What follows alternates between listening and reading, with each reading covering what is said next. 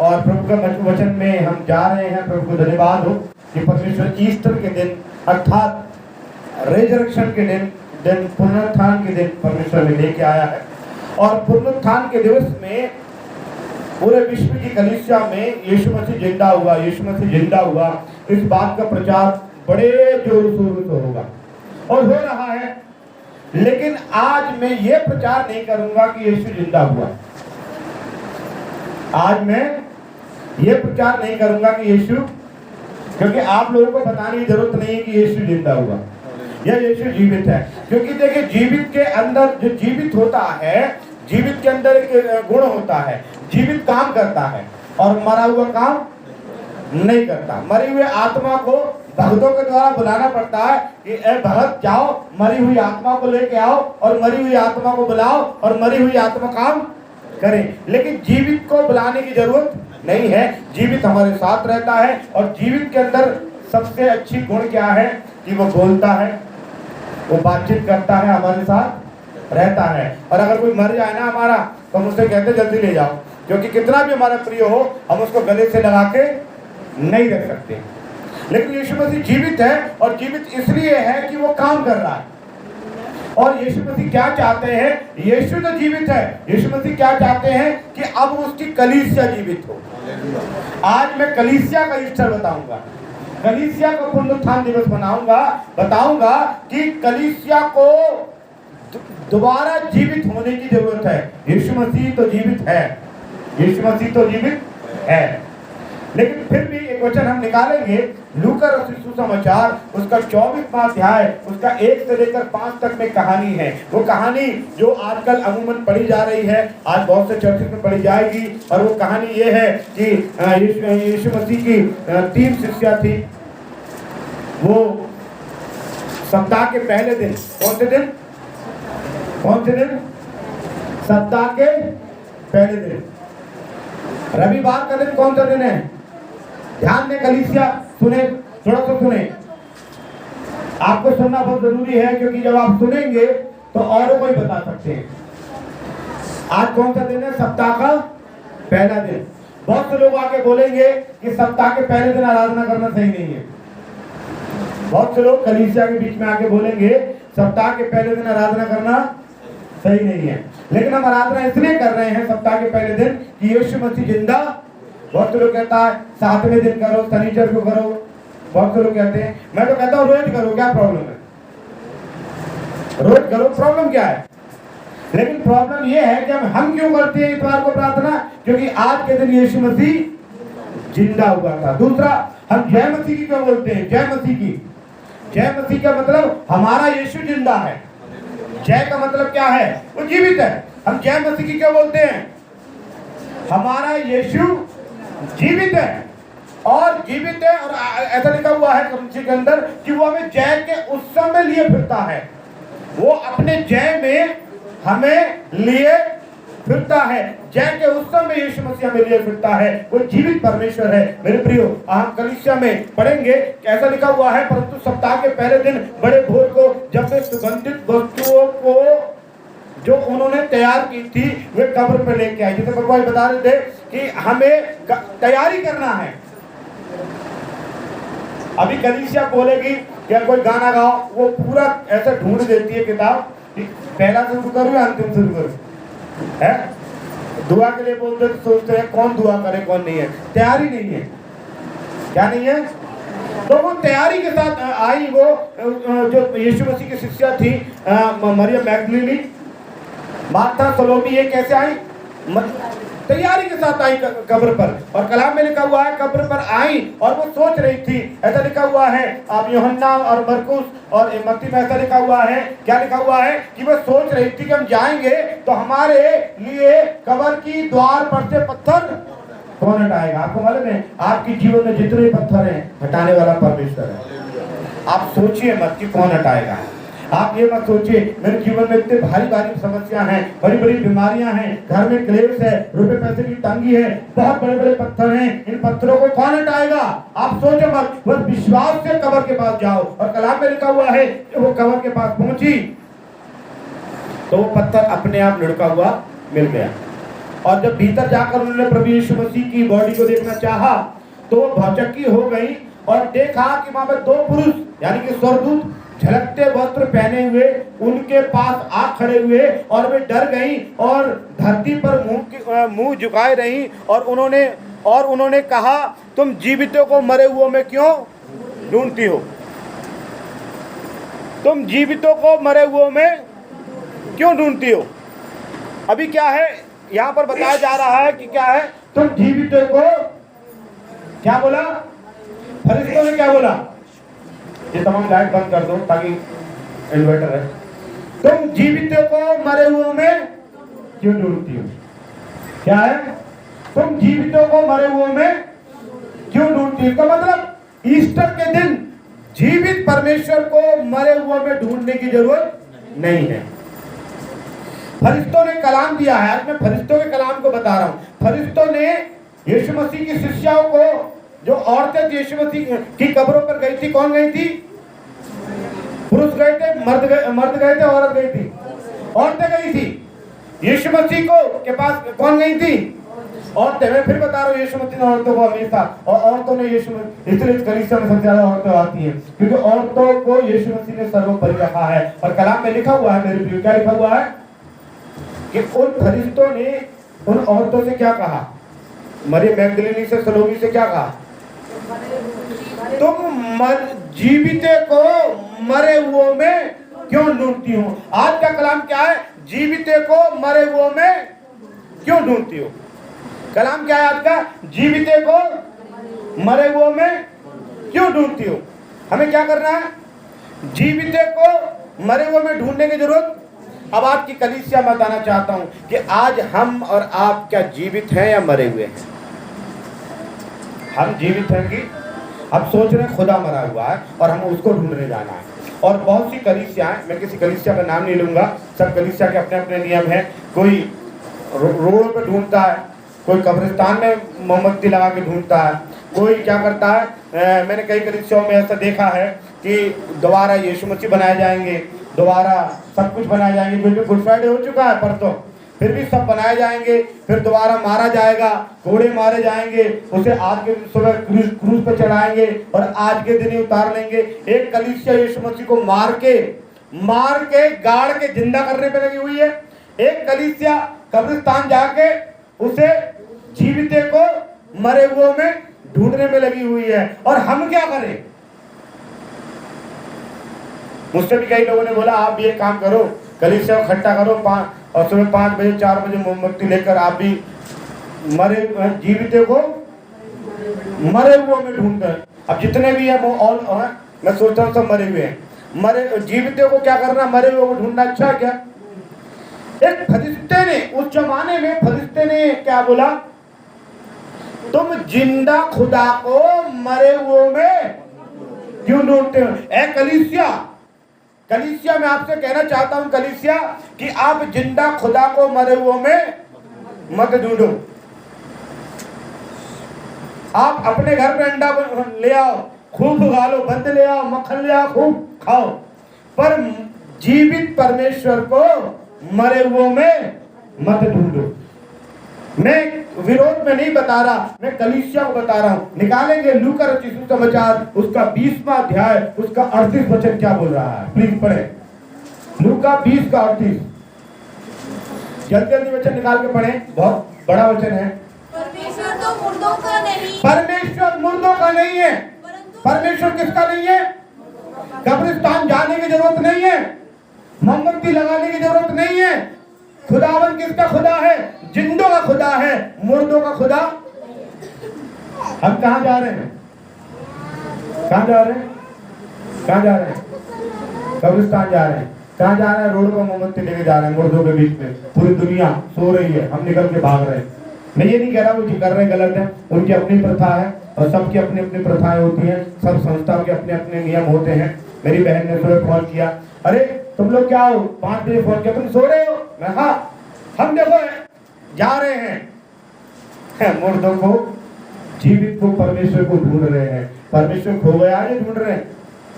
परमेश्वर भाई अंदर है, हम खो गए हैं, वो सही है। मैं वचन में लिखा हुआ है कि वो परमेश्वर जीवितों का खुदा है, मुर्दों का खुदा नहीं है। प्रकाशित वाक्य 1:18 में इस प्रकार लिखा हुआ है, यीशु ने कहा, प्रकाशित वाक्य 1:18 पढ़े जल्दी से। मैं मर गया। यीशु ने कहा मैं मर गया था, मर गया हूं नहीं। यीशु ने क्या बोला?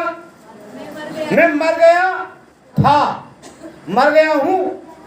जो मुझे ढूंढ रहे हो, जो मुझे कब्रिस्तान में ढूंढ रहे हो, मैं क्या लिखा हुआ है? मैं मर गया था और अब देख मैं युगानुयुग जीविता हूं। ऐसा परमेश्वर है कि वो युगानुयुग जीवित है। और लिखा हुआ, और आगे क्या लिखा हुआ है? मृत्यु और अधोलोक की कुंजी मेरे पास है। इसका मतलब उसके पास सारा अथॉरिटी है। और अथॉरिटी है। आज कलीसिया, देखिए क्या हो गया कलीसिया को, है? कलीसिया, आज की कलीसिया क्या हो गई है? मरी हुई कलीसिया हो गई है। प्रकाशित वाक्य उसका 3 अध्याय अगर आप देखेंगे, उसका 1 वचन में लिखा हुआ है, सर्दी की कलीसिया के दूत को ये लिख, जिसके पास परमेश्वर की 7 आत्माएं हैं, वो ये कहता है कि मैं तेरे कामों को जानता है, तू जीवित तो कहलाता है पर है मरा। ए कलीसिया, तू जीवित तो कहलाती है। जीवित कैसी? हम तो 5 बजे उठ गए थे, हम तो 4 बजे उठ गए थे, हमने ये करना शुरू कर दिया था, हमने वो करना शुरू कर दिया था। कलाम में लिखा हुआ है तू जीवित कलीसिया कहलाती है। बट है कैसी? आज का जो कलाम है, कलीसिया को जिंदा होना है, यीशु जिंदा है।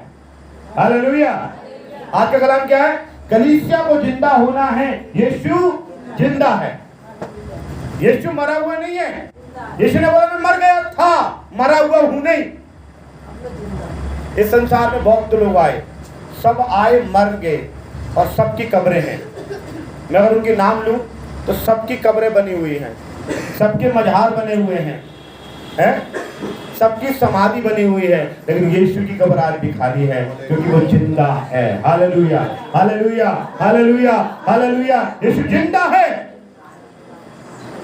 वो मर गया था, मरा हुआ नहीं है। वो मर गया था। और इसलिए परमेश्वर कह रही है कि ऐ कलीसिया, वो तुम्हारा परमेश्वर जीवित है, तो कलीसिया को जीवित होने की जरूरत है। इसी का 3:21 में भी लिखा हुआ है, जो जय पाएगा, इसका मतलब जो जिंदा जीवित कलीसिया होगी, उससे मैं अपने साथ सिंहासन पर बैठाऊंगा, और जैसे मैं भी जय पाकर अपने पिता के साथ सिंहासन पर। इसका मतलब आज का वचन क्या है? जीवित कलीसिया ही परमेश्वर के पास जाएगी। कौन जाएगी? भीड़ नहीं जाएगी, भीड़ नहीं जाएगी। आज सब जगह क्या है?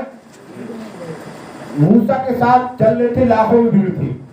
मूसा के पास चल रहे थे। आज भी सुबह चर्चिस में कई जगह देखोगे हजारों की भीड़ है। कई जगह कुछ न कुछ गड़बड़ भीड़ है? आज तक मैं भीड़ में शामिल नहीं हुआ। मैं बचपन से आज तक बता रहा हूँ, भीड़ में शामिल नहीं हुआ। ऐसा नहीं है। और इतना लोग भीड़ में है, भीड़ में शामिल है। मेरे पास बहुत सी बातें हैं, लेकिन मैं इंटरनेट पर प्रचार कर रहा हूं, लेकिन मैं बता नहीं सकता है कि लोग क्यों भीड़ है। खाने पीने की भीड़ है ये। और यीशु मसीह कह रहे हैं कि नहीं, जो जय पाएगी जीवित कलीसिया को ही मैं अपने सिंहासन पर बैठाऊंगा। मूसा के पीछे लाखों में भीड़ चल रही थी, लेकिन कनान देश में 2 लोग पहुंचे। ये भीड़ जितनी भी आज उठ के भाग रही है, ये सब स्वर्ग जाएंगे ऐसा नहीं है। जो जय पाएगा वही स्वर्ग जाएगा। अब जय किस चीज से पाना है आप बताइए? आइए मैं कुछ बता रहा हूँ। जय जल्दी जल्दी निकाले मेरे साथ। लूका 15:24 पढ़े मेरे साथ। लूका 15:24। यहाँ पर एक उड़ाऊ पुत्र का घटना है। और उड़ाऊ पुत्र के बारे में आप जानते हैं कि एक उड़ाऊ पुत्र था, अपने पिता से सारी संपत्ति लेकर चला गया। बाप से बोला जो मेरा हिस्सा है मुझे दे दो, और जाकर उसने सब जुए में, शराब में, अय्यासी में उड़ा दी। और उसका अगर आप पढ़ेंगे 24 वचन में क्या लिखा हुआ है कि जब उसे, वो वचन में लिखा हुआ है जो सुअर खाना खाते थे, बाद में सब खत्म हो गया तो वही खाने लगा। और उसे अपने बाप का होश आया कि मेरे बाप के घर में इतने रहने के ऐशो आराम है, उसके घर में बड़े बड़े नौकर है। उसने बोला मैं लौट के अपने बाप के पास जाऊंगा और जाकर उससे क्षमा मांगूंगा। और वो गया, उसका बाप उसका इंतजार कर रहा था मेरे प्रियो। और कलाम में लिखा हुआ है बाप ने उसको गले से लगाया, उसको प्यार किया, उसको अच्छे कपड़े पहनाए, जूती पहनाई, उसको क्या कहिए अंगूठी पहनाई। और जब आगे पढ़े 24 वचन पढ़े, फिर बाप ने क्या बोला? जब बाप ने क्या बोला लोगों से?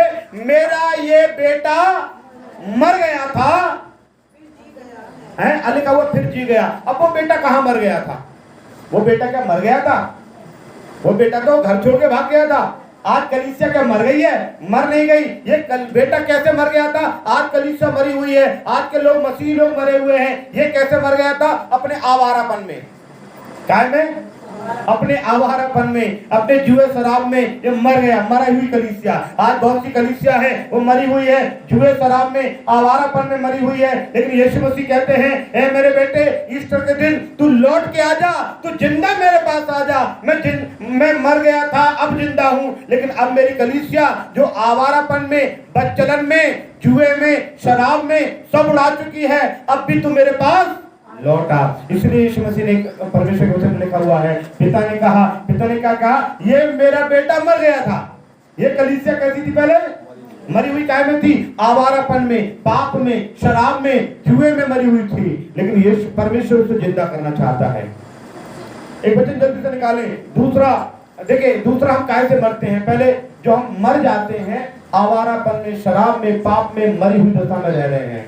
दूसरा आदमी हम लोग देखें कैसे मरते हैं।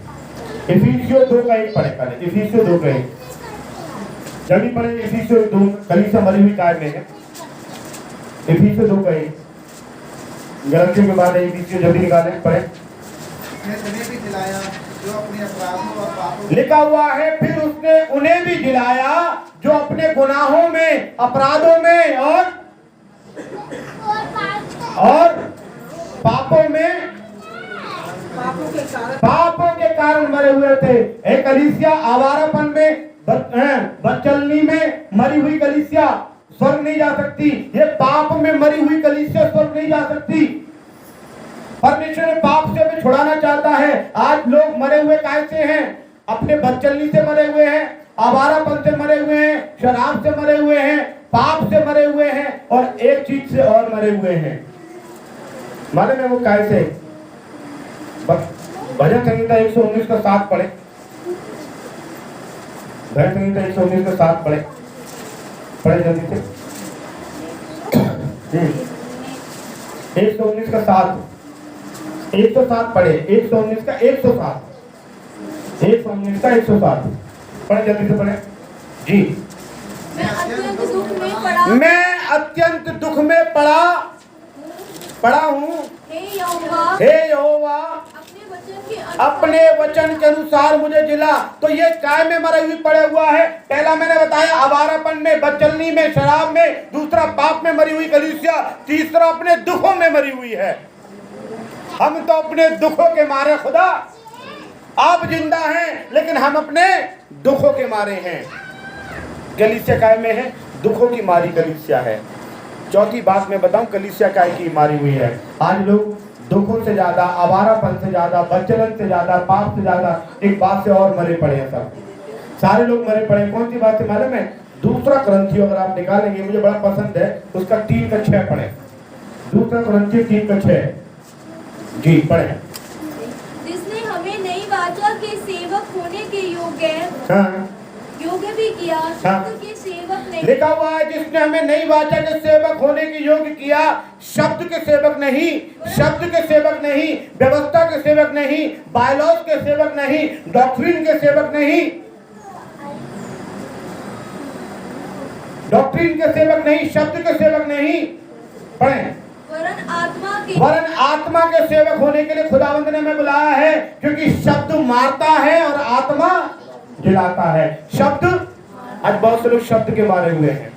कहते हैं कि गोली का घाव मिट जाता है, शब्द का। आज कलीसिया काय की मारी हुई है? शब्द की मारी हुई है। बहुत से कड़वे वचन आपने सुने हैं, मैं जानता हूं, मैंने भी सुने हैं, आप अनोखे नहीं हैं। मैंने भी बहुत से लोगों के बहुत से कड़वे बात सुने हैं, इतने कड़वे बात सुने हैं, लेकिन फिर भी क्या करें, हम उनके साथ रिश्ता बनाए हुए हैं, हम तोड़ नहीं सकते उनके साथ रिश्ते। कारण उसका ये है कि हम, लिखा हुआ है, ये रूह के साथ रिश्ता रखोगे ना, खुदा के साथ, तो वो आपको जिलाएगा। ये दुनिया के साथ रखोगे तो शब्द इनके आपको मार डालेगा। आज कलीसिया मरी हुई है, गुनाहों में मरी हुई है, शब्दों की मरी हुई है, आवारापन में मरी हुई है, दुख में मरी हुई है। आप एक भजन संहिता 119 का 25 पढ़ना। 119 का 25, 119 निकाल के रखो, उसमें इतना वचन है बहुत ज्यादा। 119 निकाल के रखो जी। मैं धूल में पड़ा हूँ, मैं धूल में पड़ा हूँ, तू अपने वचन के अनुसार अपने वचन के अनुसार मुझे दिला। उर्दू वाले में बड़ा अच्छा लिखा हुआ है, मैं खाक में पड़ा हूँ, खुदावंद खाक में से मुझे जिंदा कर। खाक का मतलब बर्बाद, मैं बर्बाद पड़ा हूँ खुदावंद। ए खुदावंद, मुझे अपनी मेरी बर्बादी में से, मेरे खाक में से, मेरी राख में से मुझे जिंदा कर। हम खाक में पड़े हैं, हम राख में पड़े हैं, और कलीसिया हम पड़े हुए राख में, हम गुनाह में पड़े हैं, हम बदकारी में पड़े हैं, हम आवारापन में पड़े हैं, हम शराब में पड़े हैं, हम दुखों में पड़े हैं, और हम ढूंढने जाते हैं कि यीशु जिंदा है। अरे वो तो जिंदा है, हम मरे पड़े हैं। यीशु जिंदा है, हम मरे पड़े हैं। और आज कलीसिया को इस ईस्टर पे जिंदा होने की जरूरत है। भजन संहिता 71 निकाले, 71 का 20 निकाले, जल्दी निकाले। भजन संहिता 71 का 20 निकाले, भजन संहिता 80 का 18 निकाले, 85 का 6 निकाले जी। 71 का 20 पढ़े। तूने तो हमको बहुत से कठिन कष्ट दिखाए हैं, लिखा हुआ है, तूने हमको बहुत कष्ट कठिन दिखाए हैं, अब तू फिर से हमको दिलाएगा। अब वो दुआ कर रहे, खुदावंद इतने दिनों से हम कष्टों में थे, अब हमें क्या कर जिला। कलीसिया दुआ करे, खुदावंद हमें जिला। यहाँ पर भजन संहिता में वो कह रहा है, जिला खुदा हमें जिला, तू हमको फिर से जिलाएगा। भजन संहिता 80 का 18 पढ़े। जब हम लोग तुझसे ना मुड़ेंगे, जब हम तुझसे ना मुड़ेंगे, हमको जिला। हम तुझसे ना मुड़ेंगे, तब हम इसका मतलब खुदावन हम तेरे पास आए हैं, तुझसे मुड़ के कहीं नहीं जाएंगे, हमें जिला। खुदा कब जिलाएगा? जब आप खुदा के पास आकर दुआ करेंगे, खुदा हमें जिला, हमें जीवित कलीसिया बना, ताकि हम भी सिंहासन पर बैठने पाए, हम भी स्वर्ग में जाने पाए। हम मोमबत्ती लेके घूम कर और नरक में चले जाए तो ऐसे जिंदा खुदा को ढूंढने की कोई जरूरत नहीं है। हम स्वर्ग में जाएं, हमारे पीछे चलने वाले भी स्वर्ग में जाएं, तो हमारा उस जिंदा खुदा को ढूंढना उचित है। क्योंकि कलाम में लिखा हुआ है, फरिश्ते ने कहा, तू जिंदों को मुर्दों में क्यों ढूंढ रही है? वो फरिश्ते, आज जो कलीसिया फरिश्तों की बात मान रही है ना, कि जिंदा खुदा को मुर्दों में नहीं ढूंढ रही, वही सिंहासन पर बैठी। हालेलुया। भजन संहिता 85 का 6 पढ़े। क्या तूने हमको फिर न जलाएगा? लिखा हुआ, वो बार बार दुआ कर रहा है दाऊद राजा, क्या तू हमें फिर न जलाएगा? दाऊद राजा पाप में मर गया था, इसलिए वो भजन संहिता 23 में लिखा हुआ है, वो मेरे जी में जी ले आता है। इंग्लिश बाइबल को ट्रांसलेट करेंगे तो मालूम पड़ेगा, वो मेरे जीवन को दोबारा ताजा कर देता है। खुदावन इस दुखी कलीसिया को फिर से जिंदा करना चाहती है। फिर से जिंदा, परमेश्वर की इच्छा क्या है उसके चेलों के लिए। मैं ज्यादा वचन नहीं खुलवाना चाहता, मत्ती 10 का 8 पढ़े। मत्ती 10 का 8, बहुत वचन है मेरे पास। 10 का 8, मत्ती 10 का 8 पढ़े। मत्ती 10 का 8 बीमारों को चंगा करो। लिखा हुआ है, यीशु मसीह ने अपने चेलों से कहा, अपने चेलों से यीशु मसीह ने क्या कहा? बीमारों को चंगा करो और मरे हुओं को जिलाओ। चेले मरे हुओं को कैसे जिलाना है? ए पादरियों, ए खुदा के खादिमों, तुम मरे हुए लोगों को, जो गुनाह में मर गए, जो बदकारी में मर गए, जो शराब में मर गए, जो किसी के शब्दों से मर गए।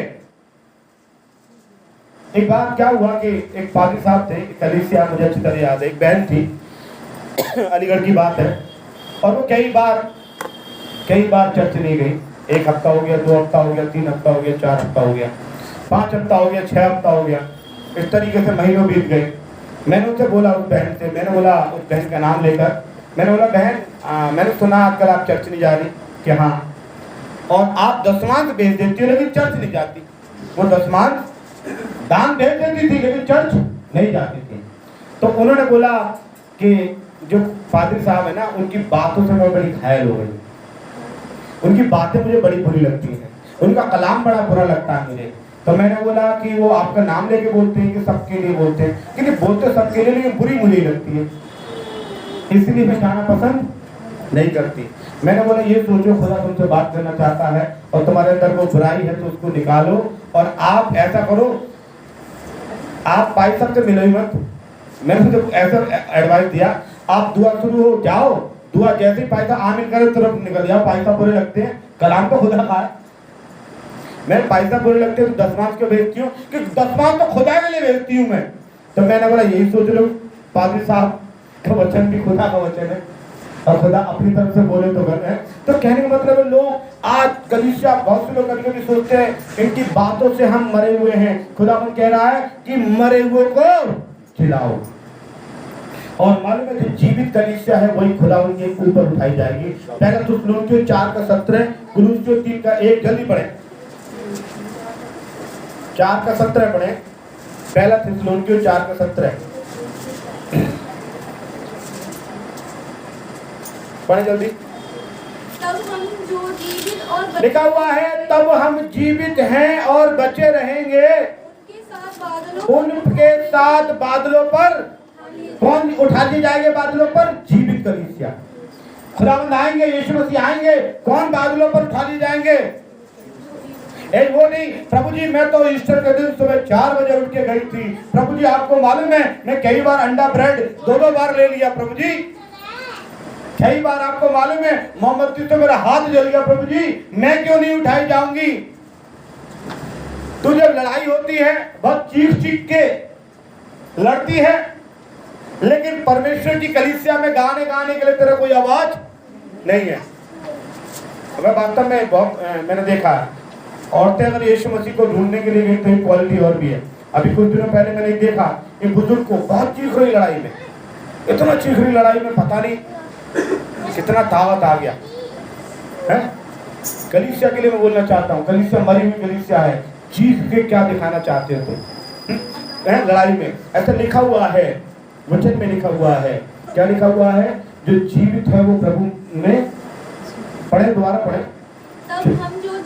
तब हम जो जीवित हैं और बचे रहेंगे उसके साथ बादलों पर उठाए जाएंगे। किसके साथ? किसके साथ उठाए जाएंगे? कि हवा में प्रभु से मिले और इस रीति से एक दूसरे को प्रभु के साथ रहेंगे। कौन प्रभु के साथ रहेंगे? जीवित कलीसिया। कौन प्रभु के साथ रहेंगे? जो प्रभु के साथ उठा लिए जाएंगे। और प्रभु की कलीसिया, जीवित कलीसिया की एक पहचान और बताऊं आपको, कुलुस्सियों 3:1 में लिखा हुआ है, अतः तुम जो मसीह के साथ जलाए गए तो स्वर्गीय वस्तु की खोज में, जीवित कलीसिया स्वर्गीय वस्तु की खोज में रहती है। आपको मैं सच बता रहा हूँ, जीवित कलीसिया स्वर्गीय वस्तु की खोज में रहती है। प्रकाशित वाक्य 12:11 में इस प्रकार लिखा हुआ है, मैं आपको पढ़ के बताता हूँ। 12:11 में लिखा हुआ है, वे मेमने के लहू के कारण और अपनी गवाही के वचन के कारण जीवित रहेंगे। कैसे रहेंगे? मेमने यानी यीशु के लहू के कारण और अपनी गवाही के वचन के कारण। अपनी गवाही उनकी कैसी है मसीहत में? उनकी गवाही कैसी है? लड़ने में कितने अच्छे हैं, गाली बकने में कितने अच्छे हैं, उनकी गवाही देखी जाएगी है। उनकी गवाही देखी जाएगी। प्रार्थना करने में कितने अच्छे हैं, दुआ करने में कितने अच्छे हैं, दान देने में कितने अच्छे हैं, चर्च जाने में कितना उनके अंदर तेजी है, गाना गाने में के लिए कितना अंदर उनके तेजी है। उनकी गवाही लिखा हुआ है अपनी गवाही के कारण। अपनी मतलब मेरी अपनी गवाही। मैं स्वर्ग जाऊंगा तो मेमने के लहू के कारण और अपनी गवाही के कारण। मेमने के लहू पर मैंने विश्वास किया और मेमने के लहू के कारण क्या मतलब है? जो बपतिस्मा पाएगा। और वचन में लिखा हुआ, अगर यूहन्ना 6:54 पढ़ेंगे, क्या कहेंगे उसको? 54 को 54, 6:54 पढ़ना। जीवित कलीसिया का चिन्ह ये भी है। 6:54 पढ़े। हालेलुया। 54 पढ़े। जो मेरा मांस खाता और मेरा लहू पीता। और मेरा मांस खाने का मतलब क्या है? प्रभु भोज में शामिल होना। यीशु मसीह ने क्या बोला? जो मेरा मांस खाता यानी प्रभु रोटी खाता और मेरा लहू पीता, अनंत जीवन उसी का है। अनंत जीवन उसी का है। किसका है अनंत जीवन? अनंत जीवन किसका है? जो कई लोग कहते हैं अरे 1 महीना ना लिया तो क्या हो जाएगा। आप ऐसे बोले 1 महीने तनख्वाह नहीं लेंगे तो क्या हो जाएगा है? 1 महीने खाना नहीं खाएंगे तो क्या हो जाएगा। 1 दिन खाना खाने में भारी पड़ जाता है और जिस दिन दुआ हो उस दिन और ज्यादा भूख लगती है। जब मैं हॉस्टल में पढ़ता था तो 2-3 लड़कों से कहते थे आज हमने रोजा रखा है, बड़े खुश होते थे। और इत्तेफाकन वाली बात थी, एक दिन रोजा रखा है और हम बता पूरे दिन तो घंटी बोली। हम गए तो वहाँ पे आगरा में बड़े दही भल्ले बड़े फेमस है, दही भल्ले बड़े बड़ा शौक। तो मैं कह रहा नहीं आज तो रोजा खाना नहीं है। इस तरीके से मैं जा ही रहा था कि मुझे 20 रुपये पड़े हुए उन दिनों मिल गए, मैंने उठा लिए।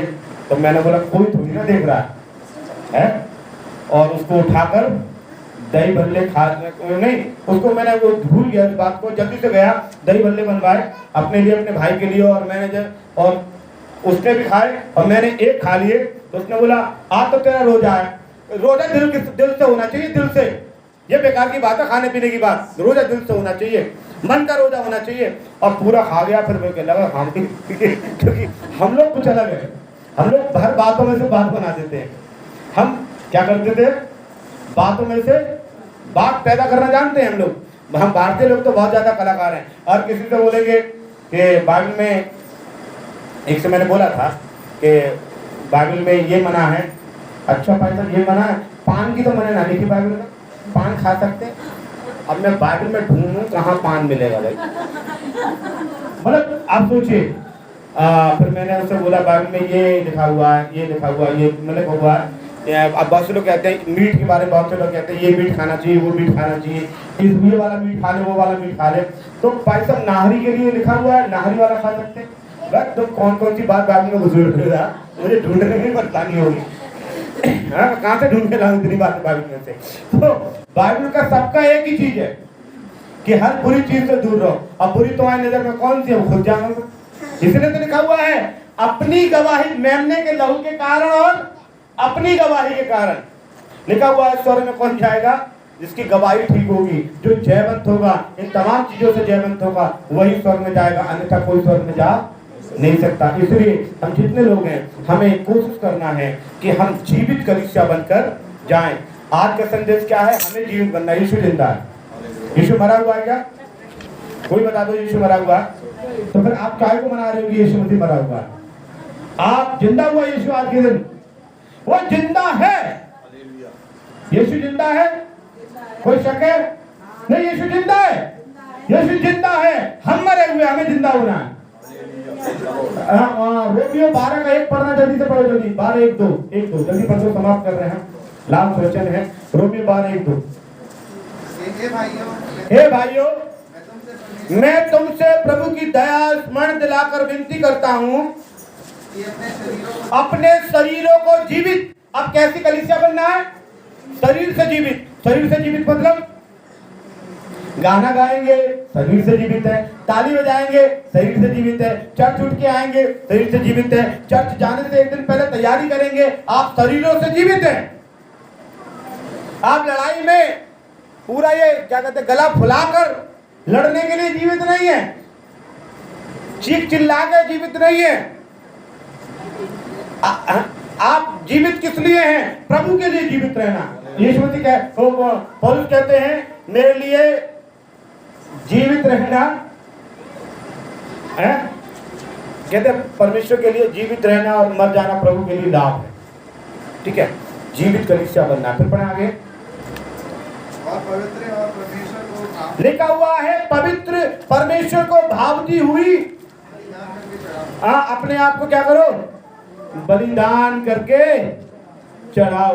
इसलिए अपने आप वचन में एक जगह लिखा हुआ है कुरिन्थियों के अंदर, जो स्वाभाविक देह बोई जाती है तो आत्मिक देह उठती है। अपनी स्वाभाविक देह को बोना है ताकि परमेश्वर के पास हम जीवित अवस्था में उठाए जाएं। इसलिए यीशु मसीह जिंदा है, उसमें कोई शक नहीं।